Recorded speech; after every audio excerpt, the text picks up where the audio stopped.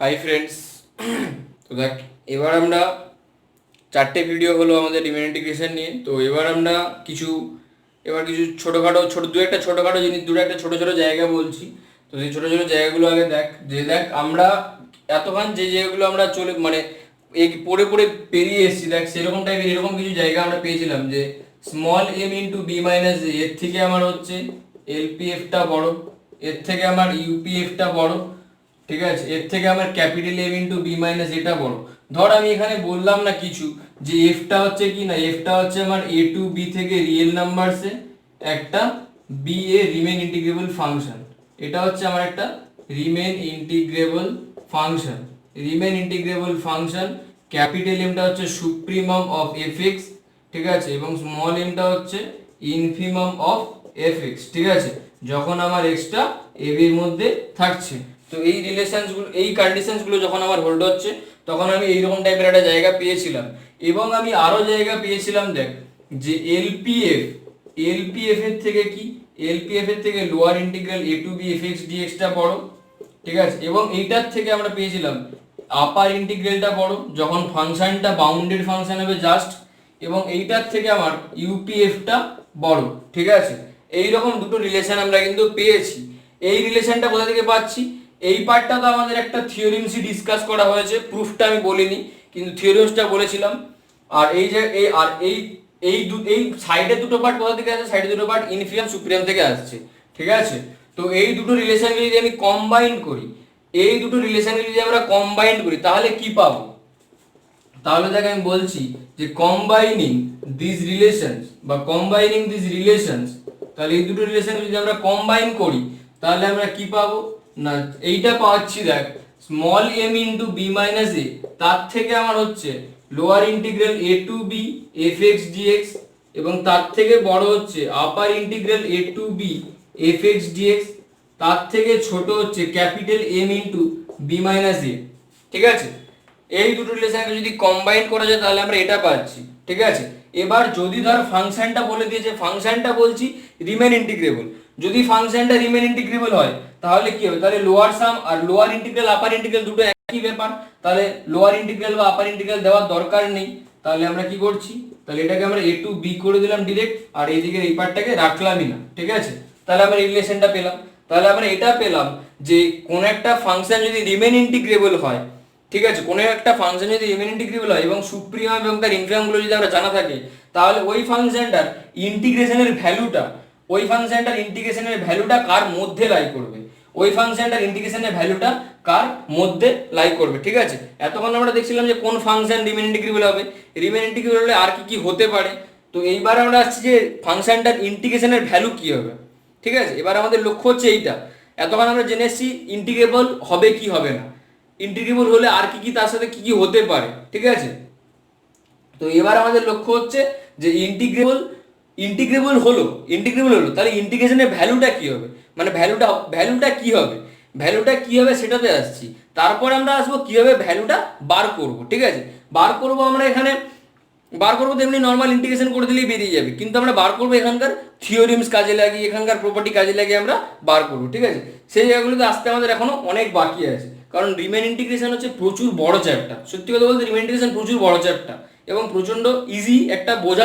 Chapter এবং বোঝার জায়গা। আমাদেরকে স্যার পড়িয়েছে রিমেন ইন্টিগ্রেশন মিনিমাম 5.5 মাস, ঠিক আছে। আমি তোদেরকে সেটা যত তাড়াতাড়ি পারছি করছি, কারণ আমাকে অনেকটা জায়গা আরও বলতে হবে, আরও অনেক জায়গাগুলো আছে। তো আমি তাহলে পাচ্ছি কি, ঠিক আছে, সেই জন্য আমি একটু তাড়াতাড়ি করছি, সেই জন্য আমি ওই থিওরিমসগুলোর প্রুফগুলো করিনি, যেগুলো খুব একটা দরকার নেই, বা ওগুলো তোরা বই দেখলে বুঝতে পারবি, ঠিক আছে। যেগুলো দরকার সেগুলো এবার আস্তে আস্তে করে প্রত্যেক দিন বলবো, ঠিক আছে। আর প্রত্যেক দিন তোরা মোটামুটি 2 থেকে 3টে ভিডিও করে পাবি, প্রত্যেক দিন পাবি। আজকেই 2টো ভিডিও পাবি, কালকে 3টে থেকে 4টে ভিডিও পাবি, প্রত্যেক দিন 3টে থেকে 4টে ভিডিও তোরা পাবি আস্তে আস্তে করে, ঠিক আছে। কোনো চাপ নেই, সারাদিন বাড়িতে পড়াশোনা কর, কিচ্ছু করতে হবে না, বাড়িতে পড়াশোনা কর, খাওয়া দাওয়া পড়াশোনা কর, আর একটু পাবজি খেল, ঠিক আছে। আমি পাবজি খেলি না, কিন্তু দেখি বেশ ভালো লাগে, তোরাও পাবজি খেল। তো ইন্টিগ্রেশনের ভ্যালুটা তাহলে আমার এইটার মধ্যে থাকবে, ঠিক আছে।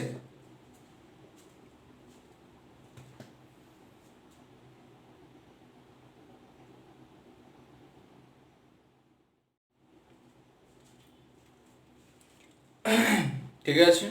তো এবার ওটা ওটা একটা ছোট ব্যাপার থাকলো, একটা জিনিস বললাম। এবার ধর আরো একটা ধর, যে এবার বল a function f is integrable on ab, কোন একটা ফাংশন f হচ্ছে ইন্টিগ্রেবল অন ab, তাহলে then there exist a mu satisfy, তাহলে একটা মিউ পাবো যেটা কি স্যাটিসফাই করবে না স্মল এম এর থেকে মিউটা হচ্ছে ছোট হবে এবং ক্যাপিটাল এম এর থেকে এই স্মল এম এর থেকে বড় হবে, ক্যাপিটাল এম এর থেকে ছোট হবে, such that integration a to b fx dx equals to mu into b minus a। এবার আমরা পেলাম ইন্টিগ্রেশনের ভ্যালুটা, তাহলে ঠিক আছে ইন্টিগ্রেশনের ভ্যালুটা আমার এরকম টাইপের হবে, যেখানে স্মল এমটা হচ্ছে কি না infimum of fx x belongs to close interval ab, এবং ক্যাপিটাল এমটা হচ্ছে কি না supremum of fx x belongs to close interval ab। ঠিক আছে, এরকম তাহলে একটা রিলেশন, এরকম তাহলে একটা জায়গা পেলাম। এবার ধর এই ফাংশনটা যদি আমার কন্টিনিউয়াস হয়ে যায়, ঠিক আছে, তাহলে বল যে ফার্দার f ইজ কন্টিনিউয়াস, যদি f টা আমার কন্টিনিউয়াস হয়ে যায়, কন্টিনিউয়াস অন ab, যদি f টা আমার ab এর মধ্যে কন্টিনিউয়াস হয়ে যায়, তাহলে then there exist a c belongs to close interval ab, তাহলে আমাদের একটা c পয়েন্ট আমরা খুঁজে পাবো ab এর মধ্যে such that f of c equals to mu, f of c টা মিউ এর সাথে সমান হবে, তাহলে আমাদের সেক্ষেত্রে ইন্টিগ্রেশনের ভ্যালুটা কি হবে, তাহলে সেক্ষেত্রে আমার ইন্টিগ্রেশনের ভ্যালুটা হবে f of c into b minus a। ঠিক আছে, এটা হলো। এবার ধর আমার কোন একটা ফাংশন ইন্টিগ্রেবল হচ্ছে a থেকে a প্লাস h, এরকম টাইপের একটা জায়গাতে, যেখানে এইচটা হচ্ছে একটা পজিটিভ নাম্বার, এরকম জায়গাতে যদি আমার কোনো একটা ফাংশন ইন্টিগ্রেবল হয়, তাহলে আমরা কি বলছি, তাহলে আমাদের দেন দেয়ার এক্সিস্ট এ থিটা, যে থিটাটা কি মানে একটা প্রপার ফ্র্যাকশন, যে থিটাটা আমার একটা কি proper fraction, 0 less theta less 1, মানে একটা প্রপার ফ্র্যাকশন থিটা পাওয়া যাবে, প্রপার ফ্র্যাকশন একটা থিটা পাওয়া যাবে such that ইন্টিগ্রেবল a থেকে a plus h, a to a plus h fx dx equals to কত না equals to h into a plus theta h, h into a plus theta h। ঠিক আছে, যে কোনো একটা ফাংশন ইন্টিগ্রেবল a থেকে a plus h এরকম ইন্টারভ্যালে, তাহলে আমাদের একটা থিটা এক্সিস্ট করবেই such that যে তার ইন্টিগ্রেশনের ভ্যালুটা হবে এরকম টাইপের। ঠিক আছে, এবার ধর আমাদের যেটা জায়গা, ধর কোন একটা ফাংশন হচ্ছে রিমেন ইন্টিগ্রেবল, এবার আমি যে ছোট ছোট আরো দুই একটা থিওরেমসে আসছি, a function f is Riemann integrable, যে কোন একটা ফাংশন হচ্ছে আমার রিমেন ইন্টিগ্রেবল অন ab, যে কোন একটা ফাংশন হচ্ছে আমার রিমেন ইন্টিগ্রেবল ab এর মধ্যে such that fx হচ্ছে কি greater than 0, such that fx হচ্ছে strictly greater than 0 for all x belongs to close interval ab এর জন্য, তাহলে আমি বলছি যে তাহলে দেন ইন্টিগ্রেশনের ভ্যালুটা কি হবে, যে a to b integration a to b fx dx, এই ইন্টিগ্রেশনের ভ্যালুটা বলছে এই ইন্টিগ্রেশনটা গ্রেটার দেন ইকুয়ালস টু 0 হবে, যে কোনো একটা ফাংশন হচ্ছে আমার রিমেন ইন্টিগ্রেবল ab এর মধ্যে, এরকম ভাবে যাতে ফাংশনের সমস্ত ভ্যালুগুলো ওই ইন্টারভ্যালের মধ্যে সমস্ত পয়েন্টসে ফাংশনের ভ্যালুটা হচ্ছে গ্রেটার দেন 0, তাহলে ইন্টিগ্রেশনের ভ্যালুটা বলছে, তাহলে ইন্টিগ্রেশনের ভ্যালুটা হবে আমার গ্রেটার দেন ইকুয়ালস টু 0। ঠিক আছে, এটা একটা থিওরেমস গেল। এবার ধর এরকম টাইপের ফাংশনটা পজিটিভ, ঠিক আছে, এবার আমি আরেকটা মানে পরের থিওরেমসে যাচ্ছি, যে একটা ফাংশন রিমেন ইন্টিগ্রেবল, এবার ধর if there exists a point c belongs to close interval ab, আমরা c একটা পয়েন্ট যদি একটা খুঁজে পাই যেটা ক্লোজ ইন্টারভ্যাল ab এর মধ্যে such that f is continuous on ab, যে f টা হচ্ছে আমার ab এর মধ্যে কন্টিনিউয়াস এবং f of c টা হচ্ছে আমার গ্রেটার দেন 0, f টা একটা ইন্টিগ্রেবল ফাংশন, এটাতে হচ্ছে গ্রেটার দেন ইকুয়ালস টু 0 আছে, f টা হচ্ছে একটা Riemann integrable function such that fx টা হচ্ছে আমার গ্রেটার দেন ইকুয়ালস টু 0, কিন্তু আগের থিওরেমসটাতে স্ট্রিক্টলি গ্রেটার দেন ছিল, এখানে যদি গ্রেটার দেন ইকুয়ালস টু 0 হয় এবং একটা পয়েন্ট যদি আমরা খুঁজে পাই এবির মধ্যে, যেই পয়েন্টটা কি এ পয়েন্ট হতে পারে, বি পয়েন্ট হতে পারে, ভেতরে পয়েন্ট হতে পারে, ঠিক আছে, such that F is continuous on A B এবং F of theta greater than zero, এবং F of theta greater than zero, তাহলে বলছে যে দেন, তাহলে ইন্টিগ্রেশনের ভ্যালুটা, তাহলে এফ এক্স ডিএক্স এই ইন্টিগ্রেশনের ভ্যালুটা কি হবে, গ্রেটার দেন জিরো হবে, তাহলে এই ইন্টিগ্রেশনের ভ্যালুটা গ্রেটার দেন জিরো হবে, ঠিক আছে। কিন্তু দেখ আগের যে থিওরেমসটা ছিল সেই থিওরেমসটাতে এখানে স্ট্রিক্টলি ছিল, এখানে ইকুয়াল চলে এসেছিল, এখানে এখানে ইকুয়াল আছে, শুধু কন্ডিশন মাঝখানে কি হয়েছে, একটা কন্ডিশন যুক্ত হয়ে গেছে যে ওই ইন্টারভ্যালের মধ্যে একটা পয়েন্ট অন্তত পক্ষে, অ্যাটলিস্ট একটা দেয়ার এক্সিস্ট, অন্তত পক্ষে একটা পয়েন্ট পেতে হবে যে পয়েন্টের জন্য ফাংশনটা কন্টিনিউয়াস এবং ওই পয়েন্টে ফাংশনের ভ্যালুটা হচ্ছে পজিটিভ, তাহলে ইন্টিগ্রেশনের ভ্যালুটা পজিটিভ হবে, তাহলে ইন্টিগ্রেশনের ভ্যালুটা পজিটিভ হবে, ঠিক আছে। এবার ধর এর একই একই একই থিওরেমস যদি দুটো ফাংশনের জন্য হয়, যদি দুটো ফাংশনের জন্য হয়, ঠিক আছে, তো দুটো ফাংশনের জন্য হলে সেক্ষেত্রে কি হবে, সেই রেজাল্টে আসবে, রেজাল্টটা একই রকম, ঠিক আছে, জাস্ট সেটা দুটো ফাংশনের জন্য হবে, ঠিক আছে, সেই রেজাল্টটাতে এবার আসছি।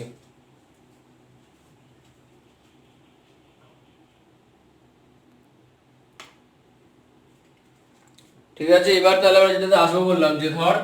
যে late f, g from close interval ab to real numbers b2 remain integrable, b2 remain integrable, b2 remain integrable functions, দুটো রিমেন ইন্টিগ্রেবল ফাংশনস, দুটো remain integrable function such that কিরকম ভাবে যে fx greater than equals to gx for all x belongs to close interval ab,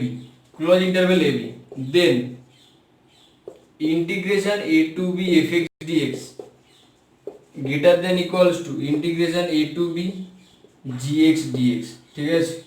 যেটা হচ্ছে same জিনিস। দেখ f আর g দুটো রিমেন ইন্টিগ্রেবল ফাংশন, এরকম ভাবে such that fx greater than equals to gx, ঠিক আছে, for all x belongs to ab এর জন্য, তাহলে fx টা, তাহলে fx এর ইন্টিগ্রেশন ভ্যালু gx এর ইন্টিগ্রেশন থেকে বড় হতে পারে বা সমান হতে পারে। কেন বলছি এই রেজাল্টটা আগের রেজাল্টের সাথে সমান, যদি আমি ধর এখানে চুজ করে নিই, ধর hx ইকুয়ালস টু, যদি আমি চুজ করি fx মাইনাস gx, যদি আমি এটা চুজ করি তাহলে আমি এটা পাচ্ছি না, যে তাহলে hx টা আমার কি গ্রেটার দেন ইকুয়ালস টু 0, তাহলে আমি এই রেজাল্টটা পাচ্ছি যে hx টা গ্রেটার দেন ইকুয়ালস টু 0, এই রেজাল্টটা পাচ্ছি। আচ্ছা এখানে হচ্ছে এটা গ্রেটার দেন আছে, স্ট্রিক্টলি গ্রেটার দেন, তাহলে আমি পাবো যে hx টা স্ট্রিক্টলি গ্রেটার দেন 0, আমাদেরকে প্রুফ করতে হবে যে hx টা গ্রেটার দেন ইকুয়ালস টু 0, তার মানে আগের রেজাল্টটাই সেম রেজাল্ট। এবার ধর সেজন্য বললাম যে আগের যে প্রুফটা, দুটো প্রুফই এখানে দুটো থিওরেমসই আছে, ঠিক আছে। এবার ধর এরকম হলো, এবার ধর আমার এখানে ধর স্ট্রিক্টলি হয়ে গেছে, এখানে ধর ইকুয়াল চলে এসেছে। এবার ধর if there exist a point c belongs to close interval ab such that fg are continuous, যে fg এই দুটো ফাংশন একটা কন্টিনিউয়াস এট c এবং f of c greater than g of c, f of c টা g of c এর থেকে বড় হবে, ঠিক আছে, তাহলে বলছে integration a to b fx dx এটা বড় হবে ইন্টিগ্রেশন gx dx এর থেকে, এটা বড় হবে ইন্টিগ্রেশন gx dx এর থেকে, ঠিক আছে। এই চারটে থিওরেমসের খুব প্রয়োজন আছে, ঠিক আছে, এই চারটে থিওরেমসের খুব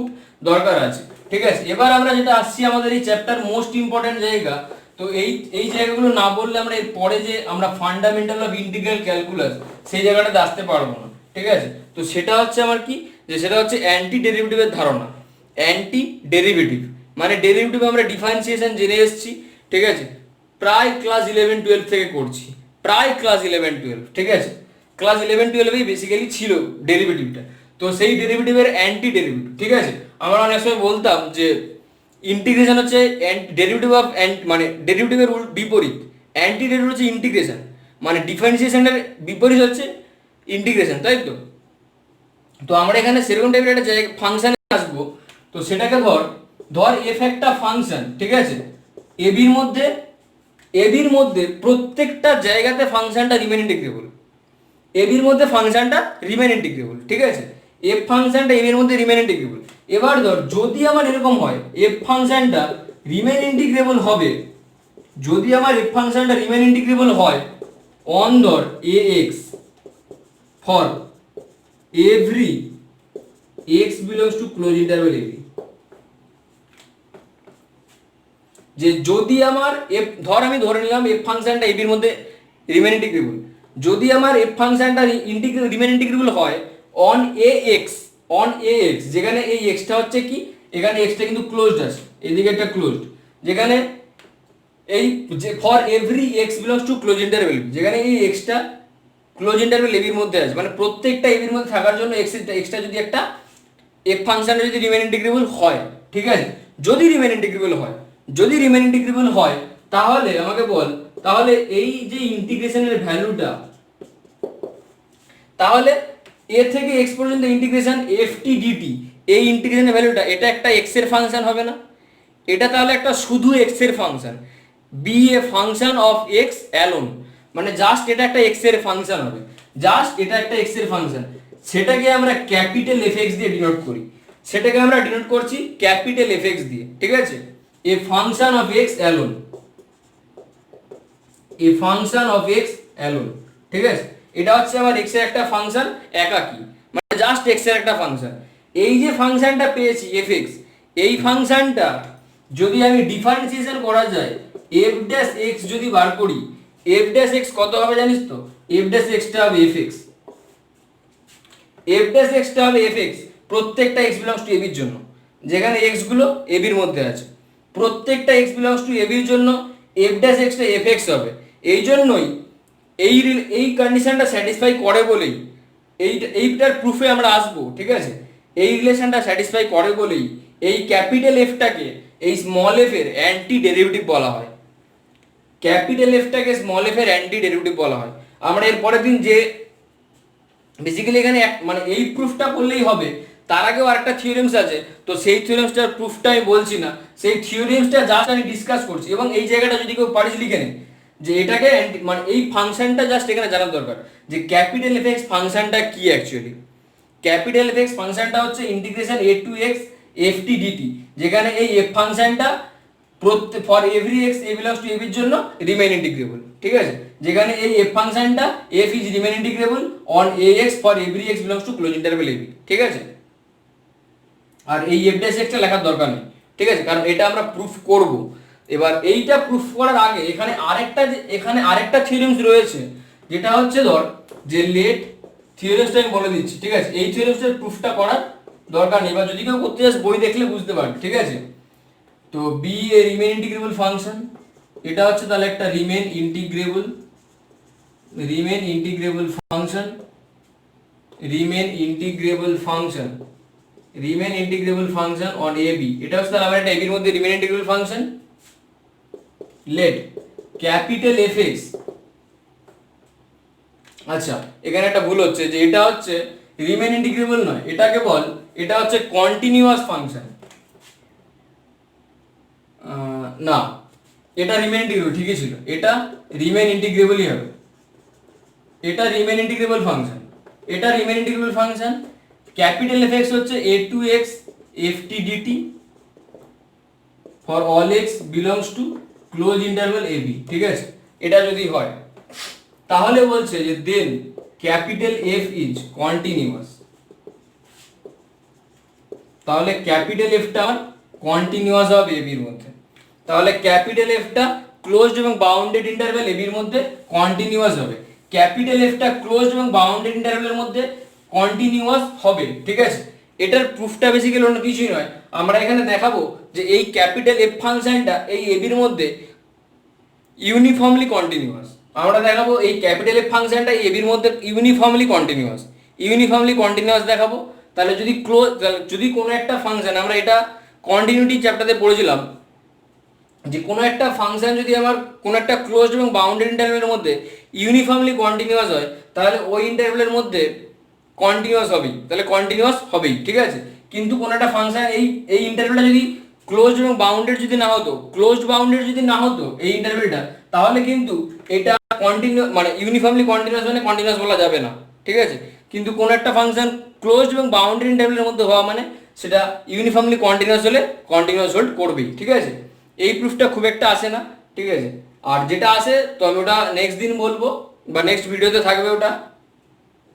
তো আজকে এই ভিডিও পর্যন্তই লাস্ট, ঠিক আছে, যেটা হচ্ছে তাহলে আমার কন্টিনিউয়াস হবে, ঠিক আছে।